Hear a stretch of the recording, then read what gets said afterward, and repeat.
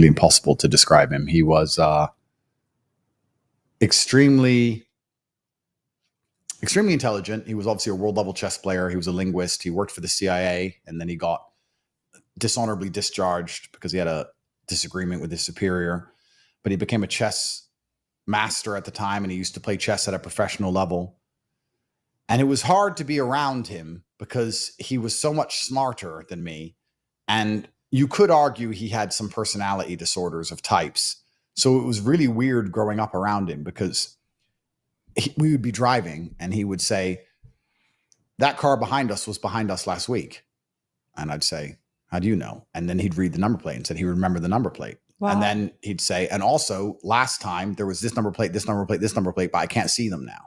And I'd say, well, does that matter? And he'd say, well, you don't even remember the number plates of all the cars behind you. So you're a fucking idiot. So what are you asking me for? I'm a man, I'm a professional, and I'm telling you that car was behind us again last week. I'm watching these things. You're not watching. You're dumb.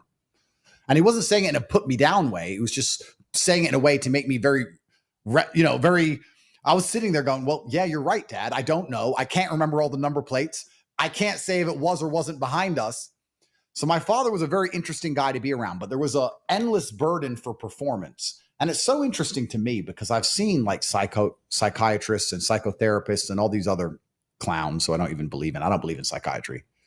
I met a psychologist once. It was a hilarious story because I made him look stupid. But they say that if you put a burden of performance on a child, it's bad for them. But I had this massive burden of performance and it was fantastic for me. Mm-hmm. I loved it. I loved knowing that I am Emery Tate's son. I have to be as fantastic as my dad. He does things I don't think I can do. So I need to try and do something else. I can't be as smart as my dad. I don't have a photographic memory. I can't remember every number plate that's ever been behind me. I can't play chess at grandmaster level. So I'm going to go fight. I have to do something. I have to be good at something. So I had this massive burden of performance, and the burden of performance naturally leads and gives way to what we've been talking about earlier about accountability, self-accountability, self-reflection, because that's what performance is. Performance in all things is actually only self-reflection. People think that practice makes perfect, and they're wrong. Practice does not make perfect. Self-reflection makes perfect.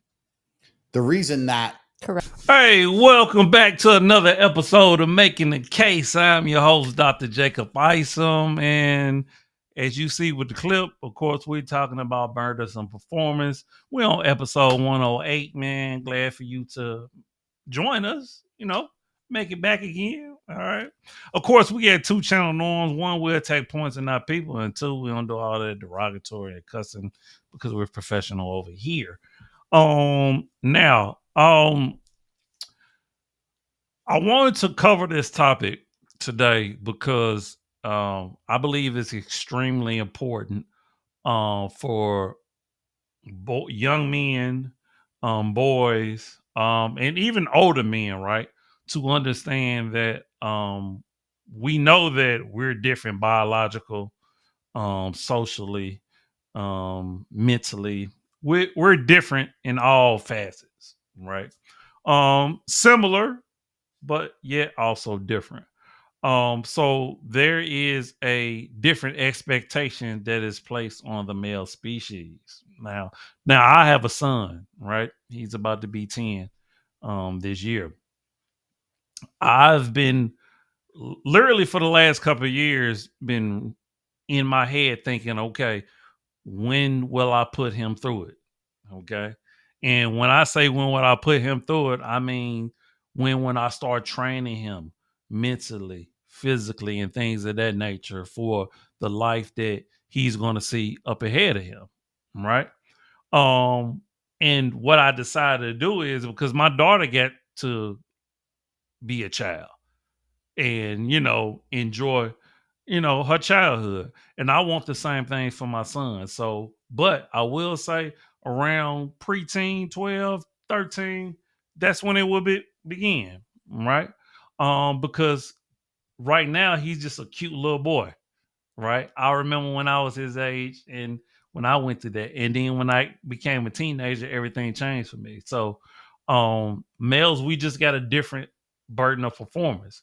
And as you were hearing Andrew Tate talk about it, is like, he saw a role, and that is so important when you see a male be great, Like, I don't think we understand and realize how important that is, right? Because unfortunately, particularly in the Black community, a lot of us don't see, one, we don't see a male in the household. Two, we don't see greatness from that male, right?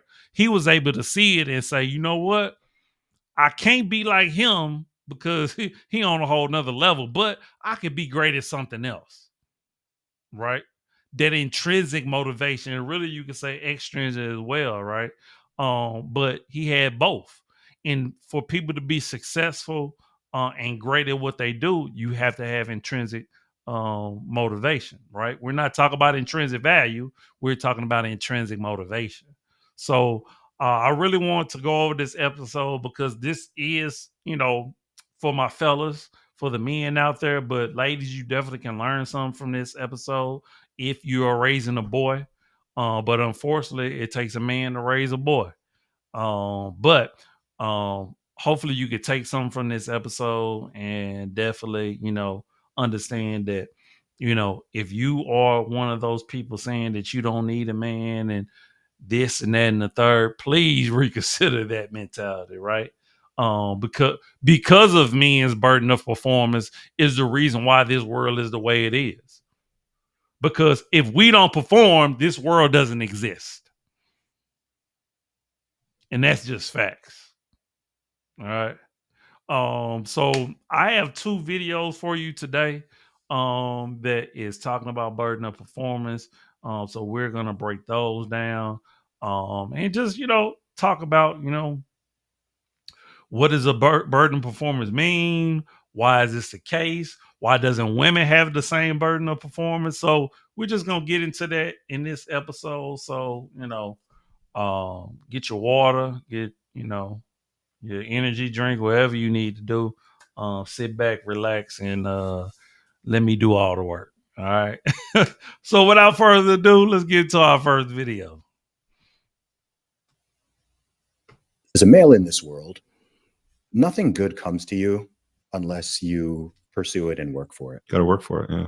That's the reality. I think a lot of women don't quite understand this because women tend to attract things into their life. You can be a woman and you can just go out there in the world and be nice and pretty, and opportunities come to you. Good things come to you, right? If you're not repulsive, if you're not rude, if you're Pleasant, not, yeah, if you're pleasant, right? Like opportunities will come to you. It's still, as much as people want to pretend that, we live in this equalist society and men and women are the same or whatever, absolutely pretty much every woman, even the most hardline feminists, they still expect the man to be the one who makes the approach. They still expect the man to be the one who faces the potential rejections. That's the exactly. So, people sort of cherry pick between traditions. And I was just having this conversation actually last night. To be honest with you, like a lot of women are really not conscious of the fact of how, and I'm just gonna say how easy they really have it in the world, right? Because in general and en masse, like it's men that deal with the garbage, it's men that are building houses, it's men that are putting up, making sure electrical and water, plumbing, in general, in mass, right? It's men that's doing that, right? All a woman has to do is sit back and be pretty. They get doors opened up for them.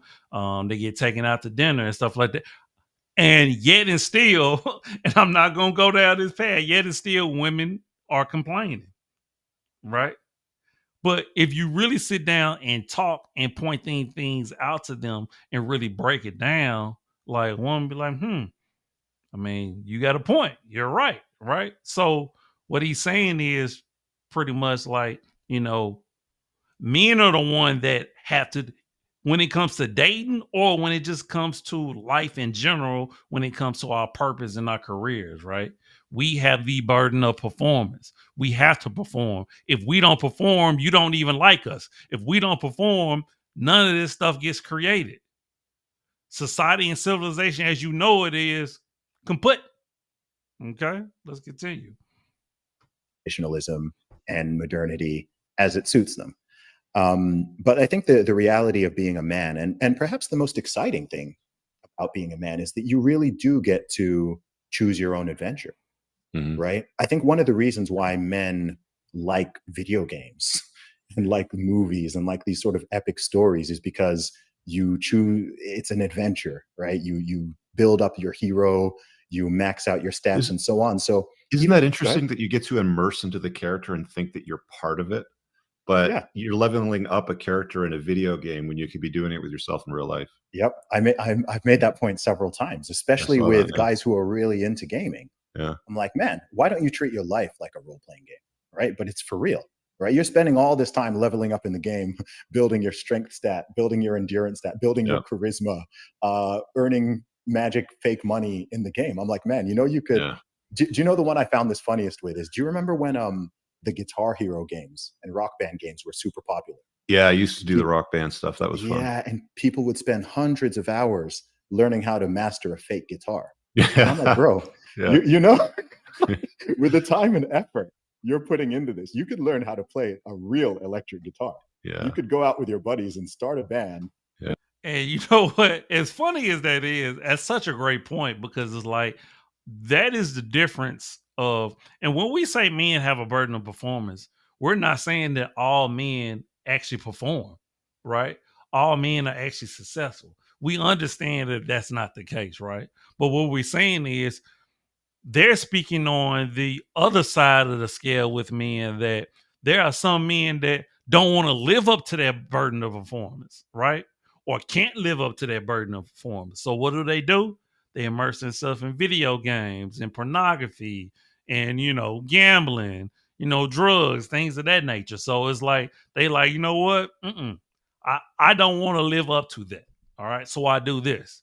But as he said, like, well, if you can master this, why can't you use that and take that enthusiasm and motivate yourself to do something in the real world, to get yourself noticed, to get yourself liked, to get appreciated, and things of that nature? Because as men with the burden of performance, we know that if we're not doing something worthwhile, then nobody really cares about us. And that's just the facts. It's a hard pill to swallow, particularly for a young man. If you're watching this and listening to this, it's a tough pill to swallow. But what I'm telling you is, throw yourself into your passion and what you love, and it will work out for you. All right. Only be around and keep those around you who are like-minded. Okay. Let's get back into it. Actually, like, gig and tour and sell merch and do some cool stuff. And get. It's actually really, really hard to play guitar well. I got Rocksmith after Rock Band, and you get a real guitar and you plug it into your console, and it teaches you how to play the guitar. And my hands don't move, the way they need. Like, I just can't get them to move. Maybe it's from bodybuilding and grabbing bars so fucking hard that I just can't. Like, I don't have the dexterity. But with Rock Band, no problem. I can play that guitar all day long on hard mode, right? Yeah, but I just think when you think of like the amount of time and effort and dedication that people put in, like, there's guys who put hundreds, thousands of hours into mastering some random video game. And it's one thing, look, King of the Hill in the video game. Yeah, these days you can make a living off it, right? So if you're out there and you're making hundreds of thousands or millions off of playing Quake or Overwatch or whatever it is, then man, props to you. Good for you. But the vast majority of people are not. So I'm not even here saying like, hey guys, cut out video games, right? No video games are any. I'm just like, man, don't let that be better than your reality.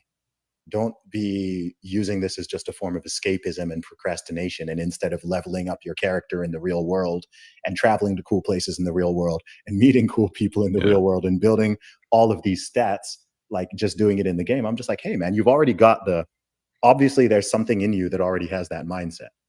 So just go out there, get out of your house, and do it for real in the real world. And sometimes it sounds kind of funny, but that is how I view my own life sometimes, right? Especially, I quit my job in 2011, and for the past 12 years, I've really just been on this adventure, man. I've been to hundreds of cities, dozens of countries. I've met hundreds of thousands of people. I'm working out. I'm building my strength stat. I'm doing these podcasts and public speaking. I'm building my charisma and my communication skills, building my network, building my net worth, whatever it is. And I'm like, man, this is cool. I can create my reality. I can choose what country and city I want to live in. I can choose who I want to associate with. I can purchase new things. I can try this. I can try that. And I'm just like, man. And that is what happens when you dedicate yourself to something and find your purpose, right? Because at the end of the day, you got to feel good about what you're doing, right? You can't do it for the outside noise of or what people are going to think about you. You first got to do it for yourself. You got to love yourself first, do it for yourself, and trust all the other people. They're going to see what you're doing, whether it's the men that respect you or it's the women that love you, right? But you have to do it for yourself. And when you find your purpose and you find your drive and you understand that, you know what, I have to do something no matter, I have to become productive. I have to be a productive member of this society. So I might as well do something I enjoy, right? This is exactly what he's talking about. So, uh, but the key thing is for men is like, for a good majority of us, like sometimes that thing that we have to do is just a necessary component of making sure that this our city, our country, it goes round, right? Like, cause somebody got to be responsible for getting in them sewers, right? Somebody got to be responsible when it's a storm getting up on them poles.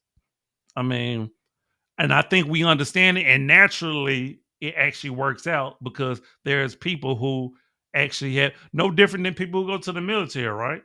They feel like it's their duty to serve their country because people in their family did it, right? So, but everybody has their different role and their different job. So let's wrap this on up. And that's the adventure of a man's life. And I think that if you think of any famous story, it doesn't matter whether it's from a religious text or it's a legend or it's a fairy tale or it's a Disney movie or it's a superhero movie. They all kind of have the same plot. Mm-hmm. They all kind of have the same plot. And I'm just like, yeah. And I'm like, man, every man has the potential to have that. You can have that. You can create that for yourself. And it's pretty cool to do it. I really hope you guys enjoyed that clip. If you want to watch the full length podcast, you can find that over here, that clip's from. If you're newer to the channel, make sure you hit. All right. That was the first video clip that I wanted to show you. And they were really just scratching the surface, right? Of, talking about the burden of performance, right? So this next video clip really is going to go into more detail, more explanation of why men do have that burden of performance. But I think already you kind of understand why men do have that burden of performance because we understand that biologically we're stronger than women. So that means we must do the heavy lifting, right? We think analytically and with a certain part of our brain to make us very logical for us to make decisions, right? That's why we were the hunter, right? Because we'll throw ourselves in danger without even thinking about it, right? Whereas a woman like, oh, no, roach, spider, like a one immediately is jumping, right? Looking for protection. So biologically, evolutionary, like things have, developed the way it had between the sexes because naturally that's just how things roll. So we have the burden of performing because we have no other choice but to perform, right? But now in our modern times, that burden of performance looks a little different. But the foundation of us performing is for survival, right? And then as we continue to rise up on the ranks, we look at as far as people wanting to be connected to us, network with us, because we speak well or, our energy and things of that nature. So it just goes, to a deeper place. But this next clip I want to show you, yeah, they're going to get a little deeper when it comes to the burden of performance. So let's get it. Keep our promise and be accountable for our actions, no matter how we fucking feel, which is why I think most therapy doesn't work for men. This is like funny, but not funny. Apologize for being late. My wife just died. We've got a lot on the agenda today, so let's begin. Yes, Matthew? I'm so sorry. Your wife. Yeah, well, as you might expect, the pain's unlike anything I've ever experienced before, but got a lot to do today. So let's keep moving, okay? Maura? So sorry to hear that, sir. Jane was a really wonderful. Yes, I can confirm that. But more, I actually made a pledge to the president and the people of the United States to keep the nation informed as to the activities of its leader. Do you need anyone to talk to or someone to help you with anything? People, this subject is not on the agenda today. Believe me, there's nothing I'd like more than to drop down behind this podium and weep. I can't do this. Why? Because I'm a grown man. I've got a job to do, and so do you. It's funny, right? Not real, is it? Now, as funny and sad at the same time as that clip is that he just showed, like, but it's just so true though. Like, I mean, now that was a over exaggeration, right? But at the end of the day, it's like when a firefighter is running in to burn the building, he can't be like, "Oh my gosh, like, I might not make it out back home to my family," right? He got to immediately react. So it's like, particularly when it comes to certain jobs, it's like men, the reason why women complain about men being unemotional and not having emotion and things of that nature, what they have to understand is that this is how we was built and designed. We was built and designed this way because in certain things that we have to lack emotion. We have to lack empathy, right? When it comes to disciplining a child, right? Women are like, oh, why you do? No, as a man, no. Get up. What did I tell you to do? Right? We're built to do different things, right? Because we have a form of spit, especially when we raising young boys. We understand what awaits them, right? So men have to be disciplined. Men have to be straight to the point. I mean, if we're going to get stuff done, this is how it got to be. Let's keep going. Huh? Is this real? No. But here's the thing, though. Hold on. Time out. Tristan asked this: is this real? Because this is kind of what it's like being a man. It's plausible, this is the sure. thing that lady, because it's a plausible thing. There's this thing that ladies are like a lot of times. It's not just ladies. It's some people who, we have the ability and the luxury of like drinking mimosas and thinking about our feelings, watching our favorite TV show and going to therapy because there are men like that no matter how they feel, they have to go they have to walk their beat as a police officer, or they're willing to go storm Normandy Beach, or they're willing to stay up all night to make sure the construction is done for the bridge or the skyscraper or whatever is happening, or people who keep the lights and the electricity and the water running. Those people, when their wife dies, they still have to fucking go to work. I think it's hard to explain. One thing happened when my dad died. I was 29 years old. And I called Major Robinson, who was my flight commander, and I said, Major Robinson, I got a flight in 2 days, whatever. I'll still do the flight, and then I'm going to go home for the funeral. And he had to stop me, and he was like, because this is a regulation in the military, and he goes, Sartain, you're not going to fucking fly. Like, your dad just died. We're not going to let you fucking fly. It was crazy. He didn't say it like that, but it was one of these situations where it was like, in my mind, because I am around men who are like this, the idea of me missing a flight, and by the way, I deployed right after my dad's funeral to the Middle East. The idea of missing that because something bad happened. There's a great movie you guys should check out. It's called The Covenant. It's Guy Ritchie's The Covenant, and it stars Jake Gyllenhaal. And it's terrific because because the two main characters, one of them saves one of them's life and the other one saves the other one's life, but there's no affection between the two of them at all. They never shake hands or come into physical contact hardly at all during the entire movie. And when you come to realize that we as men, we have this thing where we have to keep our promise and be accountable for our actions no matter how we fucking feel, which is why I think most therapy doesn't work for men, because therapy has to always keep in mind that. And I've noticed that he's mentioned therapy a couple of times, and I'm going to get to another point that he just made. And I will give you my feelings on therapy. I slightly agree because I feel like therapy, it works better for women because they're more likely to share and they're more likely to be in their feelings and things of that nature. Not that men can't. It's just that when it comes to therapy, a man listening to a woman like is typically going to be ineffective because he's going to be thinking in the back of his mind, you don't know what it's like to be a man. So if a man is going to go to therapy, I suggest he go to a male therapist, right? And really, I suggest even women go to male therapists because gender does matter, and just being real, right? Yes, you can be trained to be a certain way and think a certain way, but at the end of the day, your gender is going to prevail, right? A woman is going to think like a woman. I don't care how many brothers she grew up around, or or how masculine she thinks she is. At the end of the day, she's still a woman. She still thinks mostly with her emotions. Okay. And the other part I wanted to touch on was the fact that when it comes to men sometimes being unemotional with each other, and that's exactly, or when we rag on each other, like, and we go hard on each other, like that's really our way of showing affection, really. Or when we're not showing affection, is like we just understand that it is what it is, right? Like, it's not that we're trying to be cruel and not show emotion, because think about it, when we're with our kids, when you see a man with his kids, look, next time you see a man with his kid, look how he light up.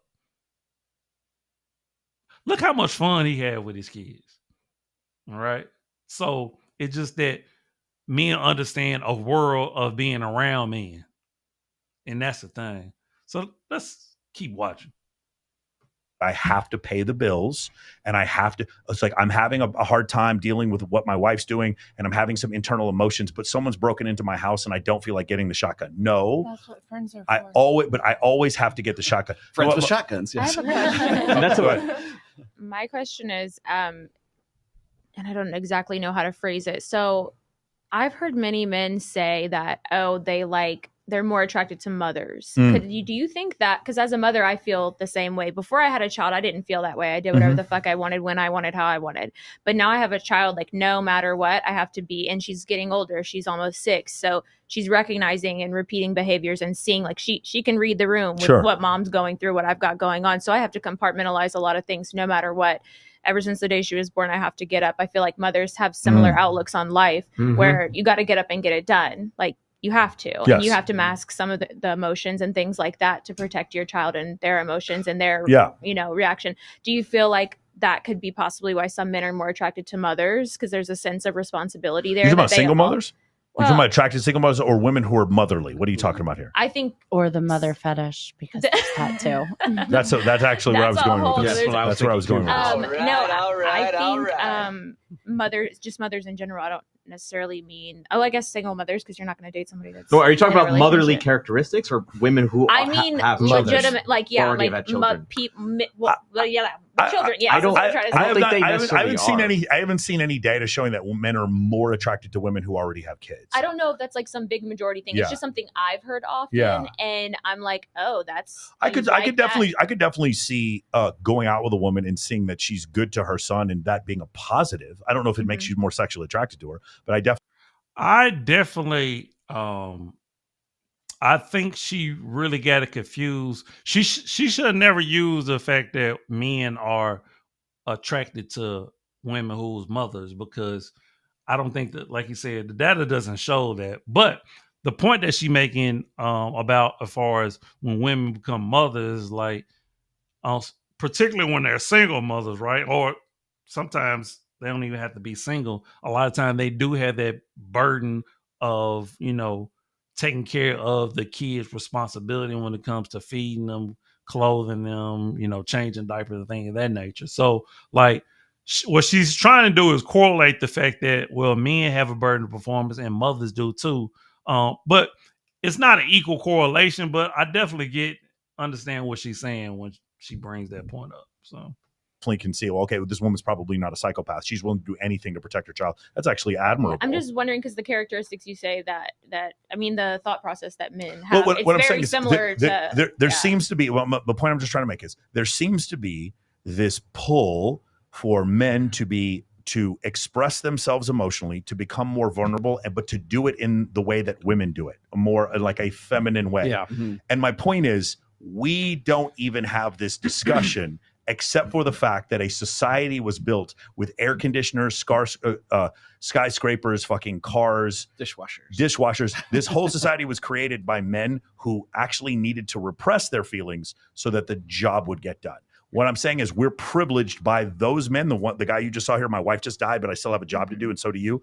Those men are the reason why we have the privilege of even having the conversation that we're having right now. Does that make sense? Yeah. I think that also has to do with academia too, because like just being in psychology, it's mostly women. Yeah. Mm-hmm. And you kind of see that like most therapy is designed to treat women, and it's like offensive to say that you need to treat men and women differently because the treatment would be different.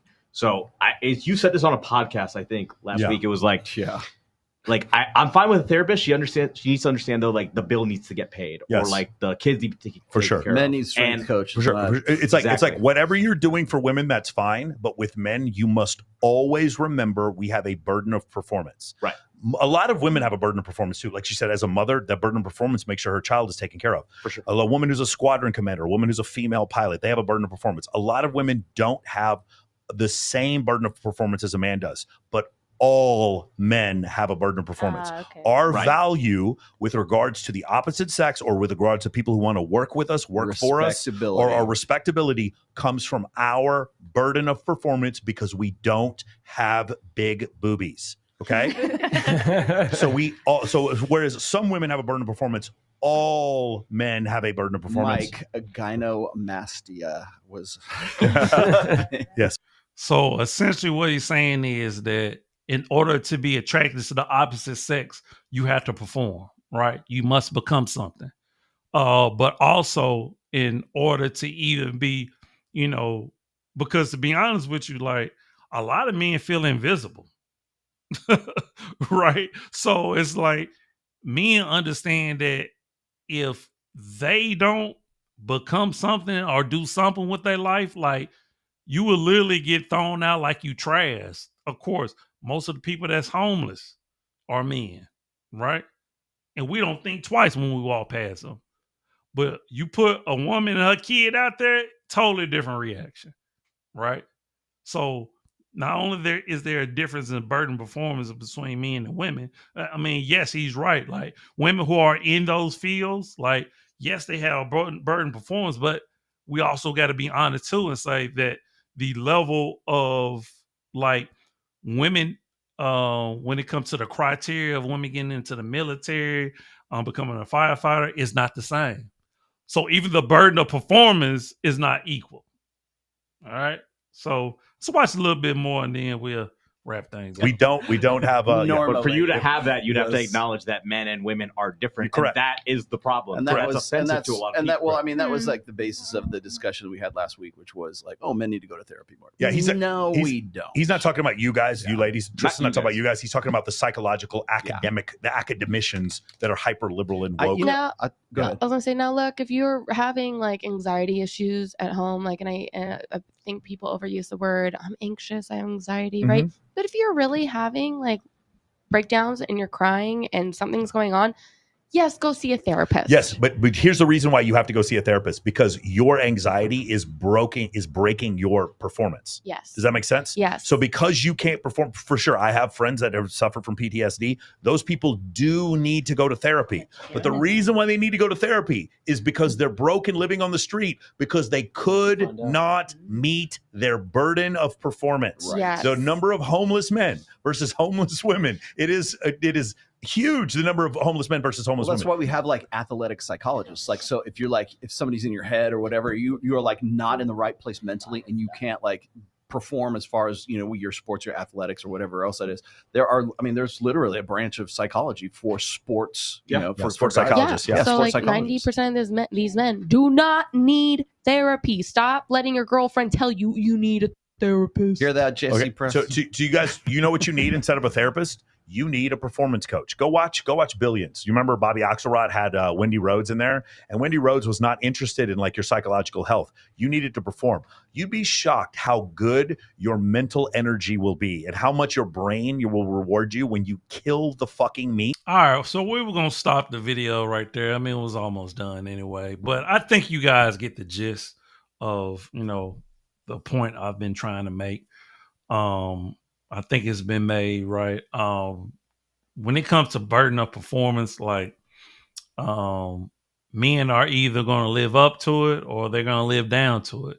The whole idea of complaints about men not being leaders or men being sassy or men being this or being that. It's based around the burden of performance, right? Because women are expecting men to be men. Now, yes, they're kind of comparing that to men of yesteryear, right?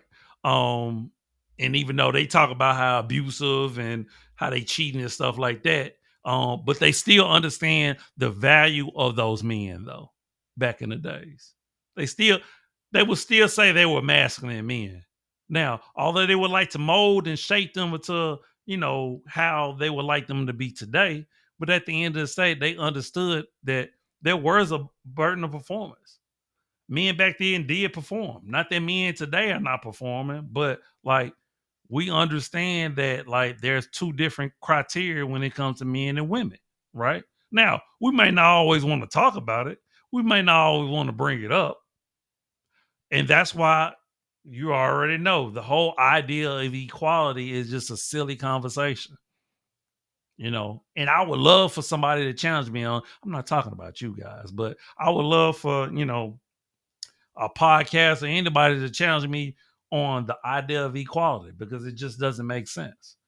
But I thought this was a great conversation. Please let me know what you think about today's episode, man. Leave your comments. Make sure you like, subscribe to the channel, man. So yeah, man, burden of performance. What do you think about it? All right. But as always, I'm you, you're me, love always, love eternal. Remember, the worst thing you can do is lie to yourself. And we're out. Deuces, one love.